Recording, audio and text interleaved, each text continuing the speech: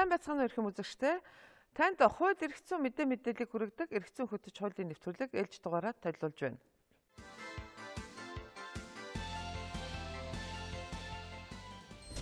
Өнгөрсөн онд шүүхийн шинэтгэлийн хүрээнд улсын их хурлаар баталсан шүүхийн тухай багц хууль, бүр тодорхойлбол шүүхийн захиргааны тухай, шүүгчийн эрх зүйн байдлын тухай, эвлэрүүлэн зуучлалын тухай, иргэдийн төлөөлөгчийн эрх зүйн байдлын тухай, шүүхийн тухай хуулиуд энэ сарын 15-наас хэрэгжиж эхлэх гэж байна. Иргэдэд илүү ойр мэдэж байхад илүүдэхгүй хууль бол яах аргагүй эвлэрүүлэн зуучлалын тухай хууль. Бид энэ хуулийн талаар дэлгэрэнгүй мэдээлэл, тодорхой ойлголтыг өгөх зорилгоор дараах хоёр зохиомжийг бэлтгэн хүргэж байна.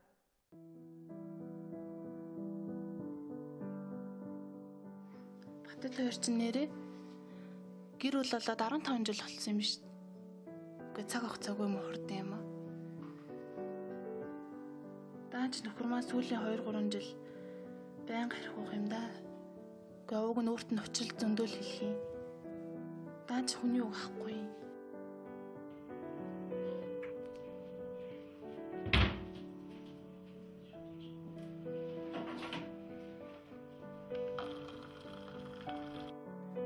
Гэхдээ ер нь ингэж яаж ахаар салдаг юм билүү? Уг нь ч манай хүн сайн үндэ. Даач нь хархинд л толгоогоо мэдүүлчих шиг болох юм.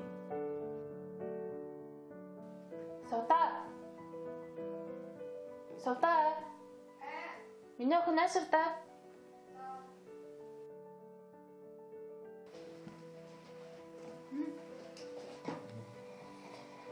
Эцэн тагт нэг юм ярьд юм уу гээд? Юу? Миний охин мэдчихэж байгаа штэ. Аав чинь ойрд арх байн гууж байгаа. Тэгээ одоо ээж нь бүр аргаа ядаад одоо бүр сүултээ аавс чинь салт юм уу ч гэж хүртэл хаяа бодогдох юм. Сална гинэ.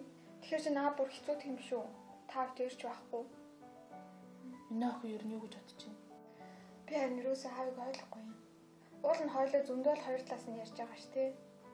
Одоо ярихын үед заавтаа чинь одоо зөндөөл ярьлаа.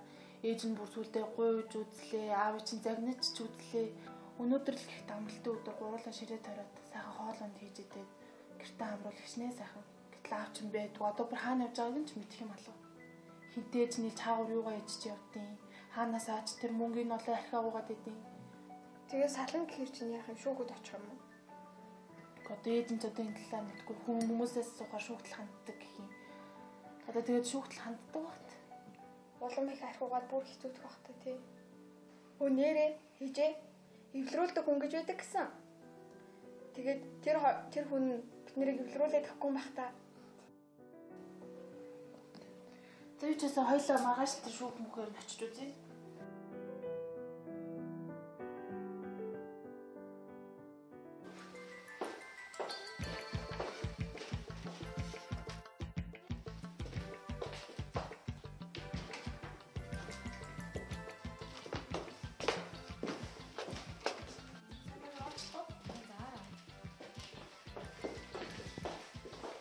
Ямар хэрэгээр явна? Танд байгаа болов?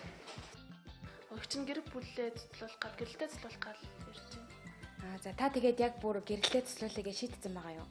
Үгүй одоо их чинь харин гайхалын манай нөхөр бол сүүлийн жилүүдэд байн гарахууж байгаа болохоор их чинь одоо бүр аргаа ядаад одоо бүр сүултээ гэр бүлээ цэцлүүлт юм уу гэл тэгэл явж байна. За танаа нөхөр чинь арх уучгаараа тэгээд тойрыг бит чинь ямар нэгэн гэмтэл учруулж дарамт халт үзүүлдэг үү? Үгүй тийм зодод зохиол асуудал байхгүй л те зүгээр л хархуудаг. Гэхдээ энэ нь болохоор өгчт нэг хэцүү байгаа л да. Яг үүндээ би ч одоо баг гэртээ ганцаараа ажил хийж байгаа. Тэгээ охиныгоо сургалтын төлбөр дээрээс нь хэрэглэцээнийхээ бүхэл мөнгийг олж ирээ. Тэгээ ирэхэд гэрт нэг сохтун. Тэгээ ер нь бол тийм зодод зохидог асуудал байхгүй ч гэсэн нэ тэгэл харах байн гуудаг болохоор тэр нь л одоо өгчт нэг хэцүү. За ерөнхийдөө ихтэй ийм л те шүүхийн журмаар гэрлэлт цэцлэхээ өмнө эхлээд эвлэрүүлэн зочлох төвөөр заавалжгүй орох шаардлагатай байдаг. Та ер нь эхлээд эвлэрүүлэн зочлох зочид хандах хэрэгтэй гэж би тань зөвлөмөр байна. Танаа нөхөр чинь хэрвээ арх таар суугаад тэгээд хоёрыг ингээд бит чинь гар хүрээд гэмтэл учруулад байвал заавалжгүй хоёр эвлэрүүлэн зочлохоор арахгүйгээр шууд шүүхэд өргөдөл өгөөд гэрэлтээ цэцлүүлж болдог байгаа. Харин тийм тохиолдолд саяны таны ярианаас бол танаа нөхөр чинь ерөөсөө бит чинь гар хүрдэггүй зөвхөн арх таар суулдаг юм байна те. Тийм болохоор шууд нэг шүүхийн журмаар гэрэлт цэцлэх гэхлээр боломжгүй байгаа байхгүй юу? Тэгээ заавалжгүй та тэрний өмнө эхлээд эвлэрүүлэн зочлох төвөөр орох хэрэгтэй байгаа. За. Тэгээд би одоо эвлэрүүлэн зуршлагчдад хандахын тулд яг яах ёстой вэ? За та эхлээд өргөлөө. Тэгээд одоо өргөлөө өгч үү? Тэг та надад өргөлөө өгч би тэгээд таныг эвлэрүүлэн зуршлагчтайгаа уулзуулж өгье.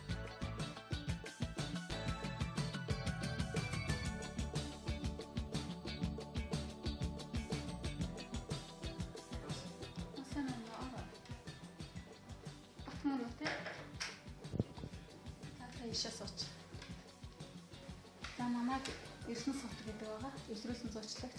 Танаа ихнэр манад хандсан байгаа. Тэгээд гэрлэж цуцлуулъя гэж ихнэр чинь болон шүүх хэмжил арах гэж байгаа. Манад өргөл гарсан байгаа. Эхлээд бол шүүхэд нь хэмжил гарахаас өмнө бол эвлэрүүлэн зурчлагчаар явдаг тийм журамтай байгаа л та. Тэгээд ихнэр чинь бол ер нь таны их олон жил архиулсан. Тэгээд энэ архиудад байдлыг хөвчгөө боллоо гэж манад хандсан байна. Тэгэхээр би та хоёрыг аль болох одоо эвлэрүүлэх талаар хандаж та хоёр одоо юу нь болоод байна, юу нь болохгүй ингээд та хоёрыг аль болох эвлэрүүлэх талаас нь бодлоо хэмжээ авах гэж байгаа. Тэгээд танаа их нэрийг одоо дуудаад ирсэн байна л та. Тэгээд орлоод ирэх үү те.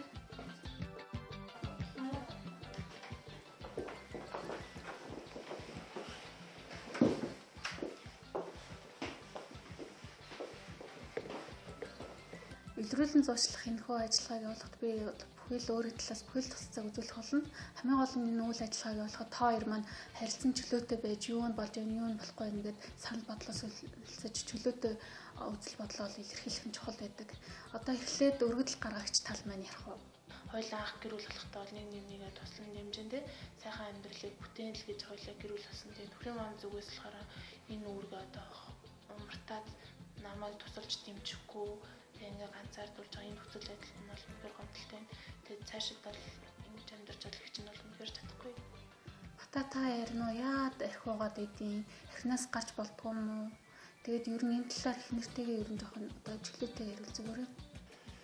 Тэгээд яхад архиуд үнэн үү? Тэгээд архинаас гарыг гэж угаасаа би хичээж байгаа л да.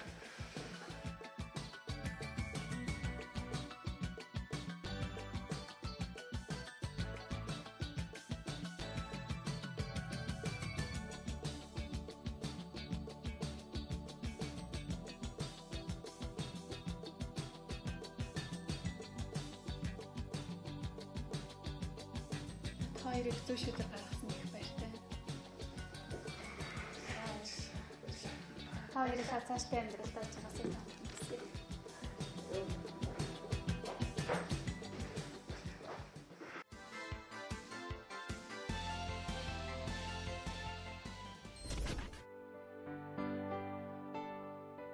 Дорж нэгэн дотны найздаа мөнгө зээлүүлсэн ажээ. Мөнгөө эргүүлэн өгөхөөр тохирсон хугацаа өнгөрч 1 жил болж байгаач найз нь мөнгөний өгөлгүй явсаар л. Тэрээр хэд хэдэн удаа хатуухан хилээд авсан ч найз нь өгнө гэдэг ганц үгнээс цаашгүй байгаа тул аргаа барсанд орж шүүхийн гадаа ирээд буй энэ ажээ.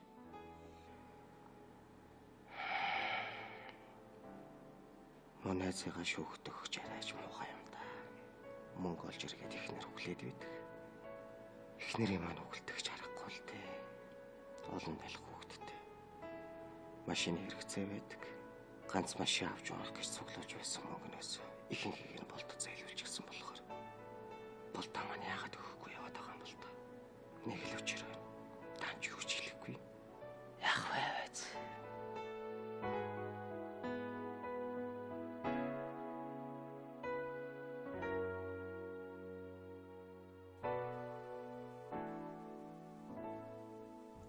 Сайн байна уу?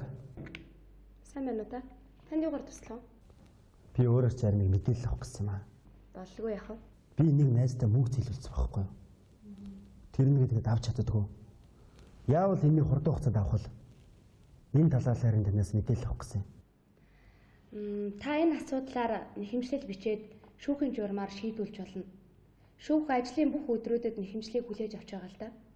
За мөн хоёр дахь боломж нь гэвэл та найзтайгаа цаашдаа эвтэй байх үүднээс манай шүүхийн эвлэрүүлэн зуучлах хэсэгт хандаж болно. Шүүх хэрэг маргааныг хүлээн авч 3 шатны хянан шийдвэрлэх ажиллагаагаар дамжуулан эцэслэн шийдвэрлэдэг. Энэ ажиллагаанд цаг хугацаа ихээхэн шаардлагатай. Шүүхтэр эвлэрүүлэн зуучлах ажиллагаагаар дамжуулан хэрэг маргааныг шийдвэрлэдэг шинэ механизм бий болоод удаагүй байна.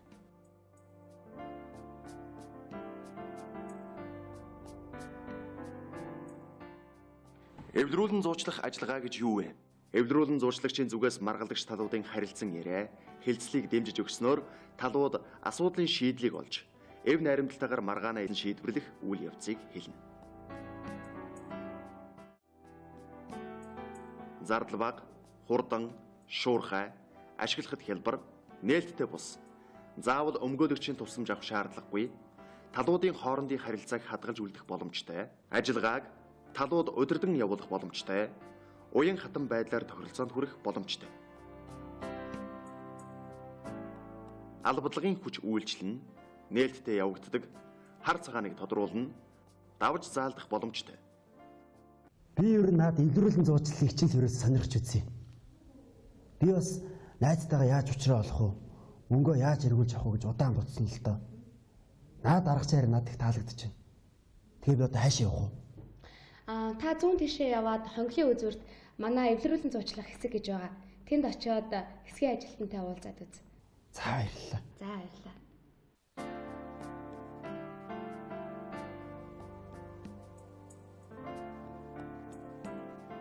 Дорж эвлэрүүлэн зуучлах хэсгийн ажилтнтай уулзаж ярилцав. Түүний дараа маргааны агуулгыг эвлэрүүлэн зуучлуулах өргөдөлд нэгтгэн бичиж өгч байна. Энэхүү материалыг ажилтан эвлэрүүлэн зуучлагчид хүлээлгэн өгнө. Эвлэрүүлэн зуучлах хэсгийн ажилтан өргөдлийн талаар тайлбар гаргах, эрх бүхий этгээд болттой утсаар ярьж, эвлэрүүлэн зуучлах ажиллагаанд оролцуулахаар дуудаж ирүүлэх ажлыг зохион байгуулна. Байна уу? Сайн байна уу? Болдгож үнтэй ярих гэсэн. За. Танаа найз Дорж гэдэг хүн манай шүүхийн эвлэрүүлэн зуучлах хэсэгт хандаж өргөдөл гаргасан юм л да. Та бүхний дунд үүссэн асуудлын эвлэрүүлэн зуучлагчаар ажиллана. Би энэ мэргэжлэрээ сүүлийн 5 жил ажиллаж байгаа л да. Энэхүү үйл ажиллагааг шуурхай бөгөөд үрээшигтэй болгохын тулд та бүхэнд тэгш хэрэгтэй дэмжлэг үзүүлж ажиллана. Харин та хоёр хоорондоо аль болох нээлттэй байж бие биенээ харилцан хүндэтгэж ингэж одоо асуудлыг шийдээсэй гэж би одоо ингэж хүсэж байна. Ингээд манай журмын дагуу Дорж маань эхлээд одоо ярихгүй юу? Болд та хүлээн зөвшөөрч байна уу? Болно.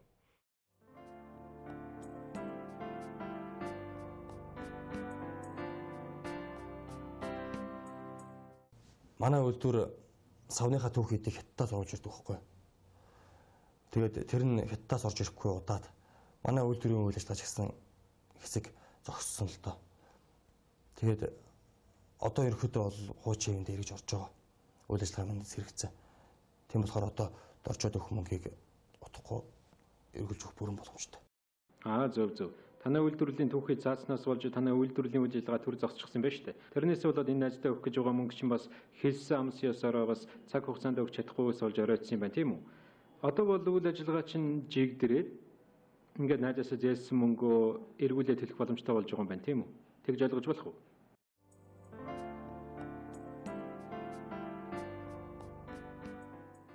За тэгэхээр танай найз ингэж ярьж байна. Та энэ дээр санаа бодол юу байна да?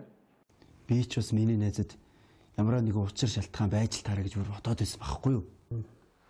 Гэнэ найз минь чи ийм учир шалтгаантай байсан бол надад эртхэн учир шалтгааныг хэлчихгүй дээ. Би ч аргаан бараад л ийм байдалд төрлөө шүү дээ. Би харин чамаа санаа зовоод бас эхнэрээс чинь санаа зовоод намайг нэг худалч юмтай гэж бодчихгүй гэж бодсон байхгүй. За. Тэглэж алдахгүй. За эвлэрүүлэн зурчлагч. Танд маш их баярлалаа. Та байгаагүйс бол бид хоёр чинь өдийд хайрын сайхан нөхөрлөө бүр хон чон шиг болгоод хайжирч мэдгэлээс суулсан ш. Талууд тохиролцоонд хүрсэн тохиолдолд эвлэрлийн гэрээ байгуулна. Талууд хүсвэл эвлэрлийн гэрээг шүүгчийн захирамжаар баталгаажуулж болно. Харин талууд тохиролцоонд хүрч чадлагүйгээр эвлэрүүлэн зуучлах ажиллагаа амжилтгүй болсон тохиолдолд та шүүхийн мэдээлэл авалгааны хэсэгт дахин очиж нэхэмжлэлээ гарган шүүхийн хянан шийдвэрлэх журмаар маргаанаа шийдвэрлэх боломжтой юм.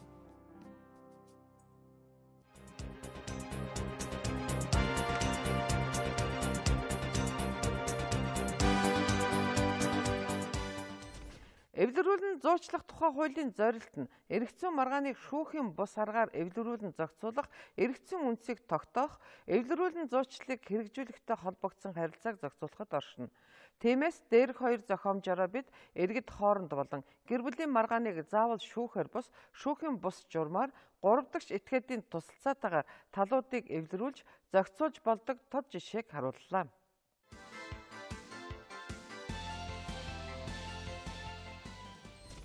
Эвлэрүүлэн зуучлалын тухай хуулиар иргэний эргэцүүн болон хөдөлмөрийн ганцаарчилсан түүнчлэн гэр бүлийн маргааныг шүүхийн бус аргаар эвлэрүүлэн зуучлах журмаар шийдвэрлэх юм.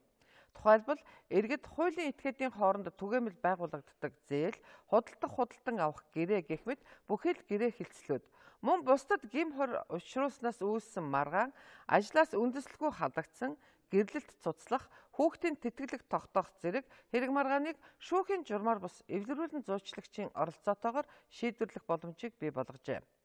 Эвлэрүүлэн зуучлалтай холбоотой дараах ярилцлагаас үзэгч та өөрт хэрэгтэй мэдээллийг авч чадна.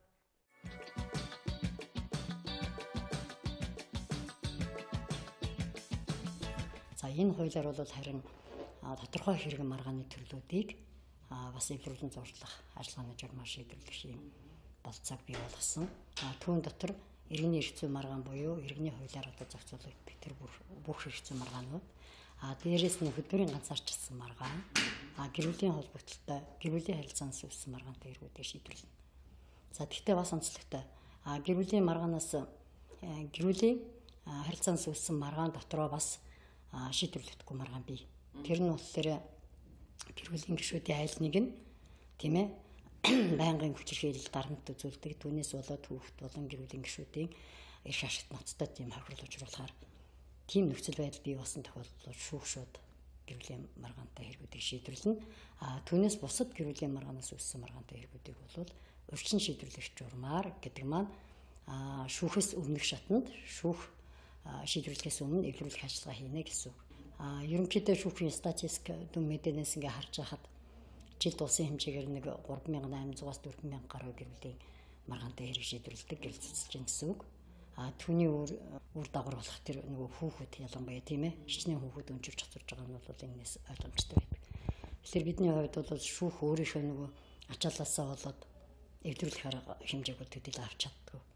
Бараг 80-90% нь шууд гэрэлтийг цуцалж байгаа. Ер нь бол тийм эвлэрүүлэх ажиллагааг бол дөрөвтэй хийж чадахгүй байна. Энэ хуулийн гол ач холбогдол энд л орж байгаа гэж бодож байгаа. Тэгэхээр гэр бүлийн маргаантай хэргийг шүүх шийдвэрлэхээс өмнө урьдчилан шийдвэрлэх ёстой юм аа л гэдэг. Эвлэрүүлэн зуучлах ажиллагаа гэдэг маань өөрөө ямар ач холбогдолтой юм бэ гэхээр нэгдүгээр шүүхийн тухай яриа тийм ээ. Нэгдүгээр шүүх бол энэ эвлэрүүлэн зуучлах ажиллагааны журмаар ингээ хэрэг маргаан шийдвэрлээд ирэх юм бол хамгийн нэгдүгээрт шүүхийн ачааллын асуудал яригдана тийм ээ. Шүүгчийн ачааллын асуудал тийм.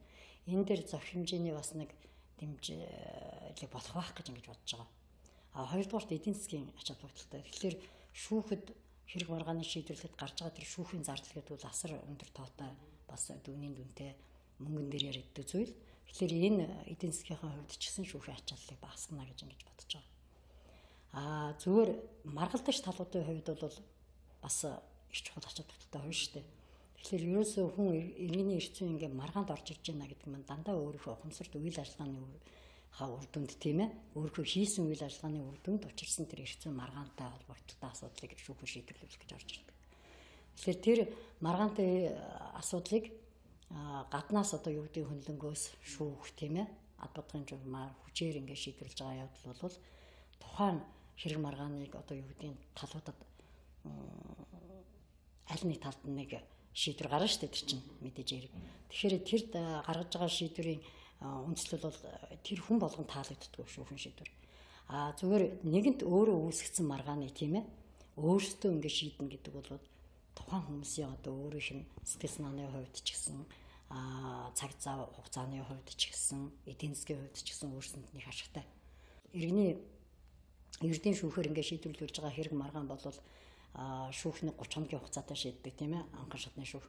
За ингээд дараагийн нөгөө 3 шатны шүүхээр ингээд явхад нийлээд яг хууль заасан хугацаагаар бол нэг 120 хоног болчиход байдаг байхгүй юу? 4 сар гэсэн үг. Тийм. Гэтэл яг энэ эвлэрүүлэн зуучлах ажиллагааны хууль заасны дагуу бол эвлэрүүлэн зуучлах ажиллагаа бол 1 сарын хугацаанд л явагдана. Хэрвээ тодорхой шаардлагатай гэж үзвэл 1 сарын хугацаагаар сунгана. Ердөө 2 сарын хугацаанд гэсэн үг. Ингээд шийдэгдээд явах юм бол 1-р цаг хугацааны хувьд тэмнэгдэх юм тийм ээ. За 2-дугаарт хэрэг иргэний эрх зүйн маргааны чинь шийдвэрлэхдээ улсын тэмдгийн хураамж гэдэг төлдөг шүү дээ. Тэр улсын тэмдгийн хураамж төлөх асуудал бол шат болгонд нөө гомдол гарах болгонд яг тэр нөгөө үнийн дүнгийнхээ хэмжээгээр явж яадаг. Төлөд явдаг. За хэдийн хэмжээний их мөнгөнд үнэтэй хэрэг шийдэгдэнүү тэр хэмжээгээр л улсын тэмдэгтийн хураамж төлөгдөнө. Эвлэрүүлэн зуршил хаалганы явцад бол нэг л удаа төлөгдөнө. Тэр нь бол тодорхой үнийн дүнтэй 30,000 төгрөг гэдэг ингээд заасан байгаа байна. Тэгэхээр энэ бол эдийн засгийн хувьд бол талуудад бас ашигтай гэдэг нь ойлгогдно тий. Нөгөө талаас хэрэг зарга хийж байгаа энэ хүмүүсийн хооронд бас сэтгэл санааны маш тийм стресстэй дарамттай байдаг. Хоёр тал бол мэдээж өөр өөрийнхөө зөвлөл гэж үздэг тухайн асуудлыг тий.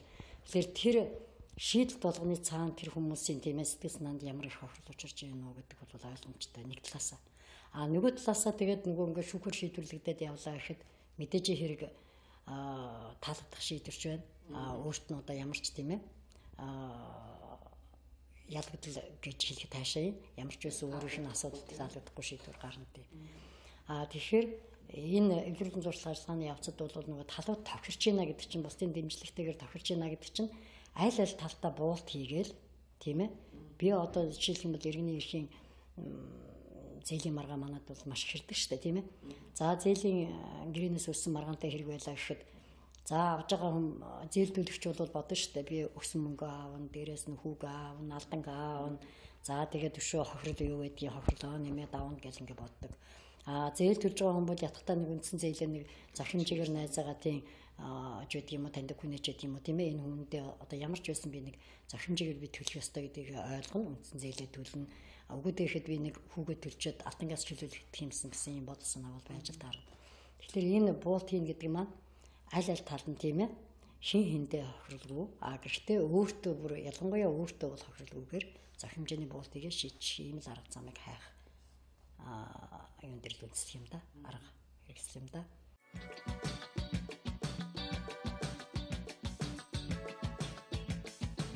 Тэгэхээр хуулинд бол шүүх бол хажуудаа тийм ээ яг орон тооны эвлэрүүлэн зуучлагчтай байна гэд заасан байгаа. Тэгэхээр шүүхийн ерөнхий зөвлөл энэ эвлэрүүлэн зуучлалын тухай хууль одоо хэрэгжихтэй холбогдуулж эвлэрүүлэн зуучлагч нарыг бэлтгэх сургалт за мөн бусад ямар одоо ажлуудыг хийж бэлэн болгож байгаа вэ? Эвлэрүүлэн зуучлагч бол хуулиар бол одоо тодорхой сургалтанд хамрагдсан. Гэрчлэгээ авсан өмнөнийг бол эвлэрүүлэн зуучлагч гэж үзнэ. Эвлэрүүлэн гэрчлэгээтэй хүн цаашдаа эвлэрүүлэн зуучлалын үйл ажиллагааг үйлчлэгийг үзүүлэх ёстой байгаа. За энэ ажлын өрөөнд л өнөөдрийн байдлаар Японы JICA төсөлтэй хамтраад за өнөөдрийн байдлаар 5 дахь сургалтаа зохион байгуулсан байж байна. За энэ сургалтанд бол өнөөдрийн байдлаар 221 эвлэрүүлэн зуучлалын сургалтанд хамрагдаад гэрчлэгийг авсан байж байгаа. За удахгүй энэ сарын 4 сарын 9-өөс 11-ний өдрүүдэд за 6 дахь эвлэрүүлэн зуучлагчийн сургалт одоо зохион байгуулагдана. За энэ сургалтанд бол нийт 100 хүнийг хамруулна. За ингээд сургалтанд бол хамрагдахтаа бол одоо орон нутгт дэх шүүхүүдэд байгаа байралтай газрууд одоо эвлэрүүлэн зуучлагч хангалттай байна уу, байхгүй байна уу? За боломжтой эвлэрүүлэн зуучлалын үйлчлэгээ үзүүлэх боломжтой хүмүүсийн судалгаа гаргаж иж энэ сургалтанд хамруулна. За ингэснээр одоо бүх шүүх байрлаж байгаа шүүхүүдэд эвлэрүүлэн зуучлагч орон тооны орон тоогоор одоо ажиллах эвлэрүүлэн зуучлагч бүрдэх ёстой байгаа мөн орон тооны бус нөөцийн эвлэрүүлэн зуучлагч нар бол бэлтгэднэ гэж одоо тооцож байгаа. Ямар хүмүүс одоо эвлэрүүлэн зуучлагч болж болох вэ? Заавал хуулийн мэргэжилтэй байх шаардлагатай юу? За хуулийн дээр бол эвлэрүүлэн зуучлагч одоо 50 дахь шаардлага тавигдсан байж байгаа. Монгол улсын иргэн байна, дээд боловсролтой байна, эрх зүйн шатамжтай байна, ял шийтгэлгүй байна. За заавал хуульч байх ёсгүй. Ермод одоо барилгын инженер ч юм уу, ангаах ухааны чиглэлийн мэргэжилтэн ч юм байж болж байгаа юм тий. За мөн эвлэрүүлэн зуучлалын хуультай холбогдуулаад хуулиар хүлээсэн боловсруулах шаардлагатай 4-5 журмууд байж байгаа. Энэ журмуудаар бол одоо эвлэрүүлэн зуучлагч эвлэрүүлэн зуучлалын мэргэжлийн зөвлөл тий эдгээр үйл ажиллагааг зохицуулсан эрх зүйн актууд одоо боловсруулагдаад ерөнхий зөвлөлөөс дээд жүгийн ерхий байгуулагдсан ажлын хэсгүүд бол боловсруулаад анх дэх төслүүдийг бол боловсруулаад бэлэн болсон байж байна. За тэгээ энийг ерхий зөвлөлийн хурлаар бас батлуулах хэрэгтэй байж байгаа.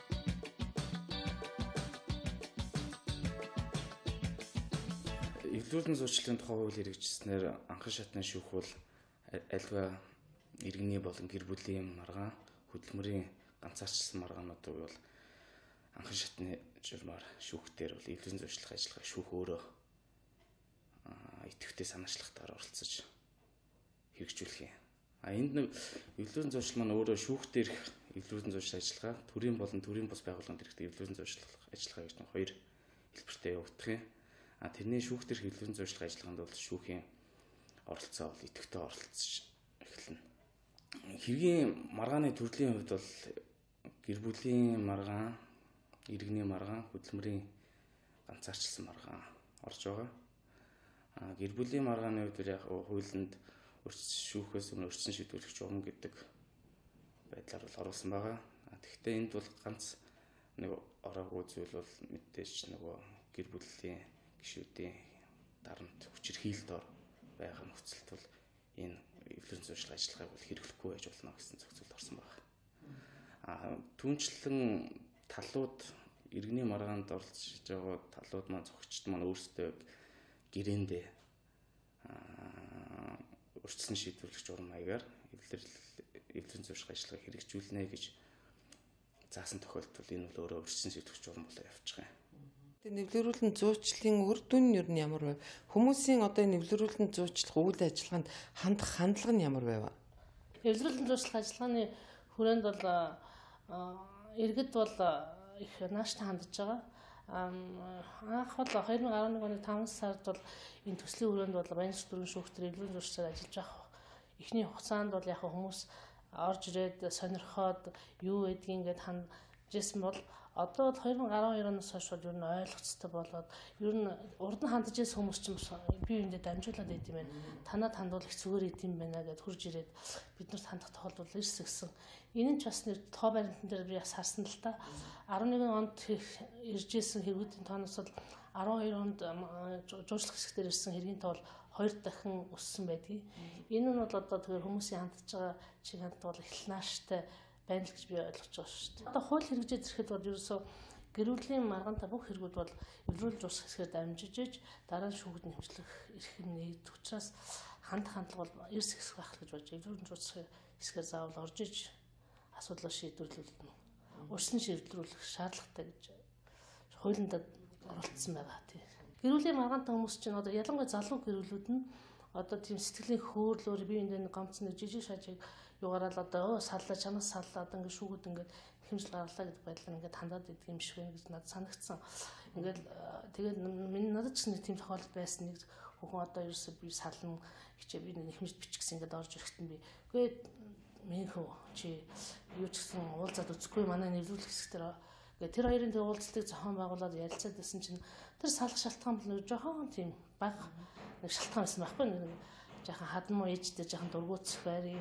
Тэгээс үлдээ тэр хоёр бол харилцсан би нэ ойлголцоо тэгээд юу одоо нэхэмж гарахаа байлаа би тэр ингэ илэрчлээ гэдэг ингээд гараа явж асуудаа би.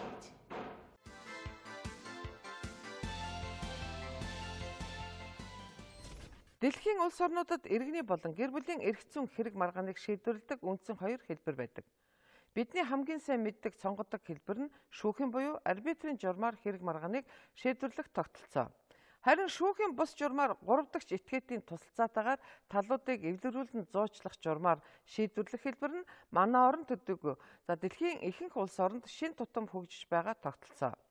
Бид энэ удаагийн нэвтрүүлгээрээ энэ сарын 15-наас хэрэгжиж эхлэх гэж байгаа шүүхийн тухай багц хуулиудын нэг болох эвлэрүүлэн зуучлалын тухай хуулийн талаар дэлгэрэнгүй мэдээллийг за мөн энэ хуультай холбоотой иргэд хооронд болон гэр бүлийн маргааныг зохиомжлон хүргэлээ.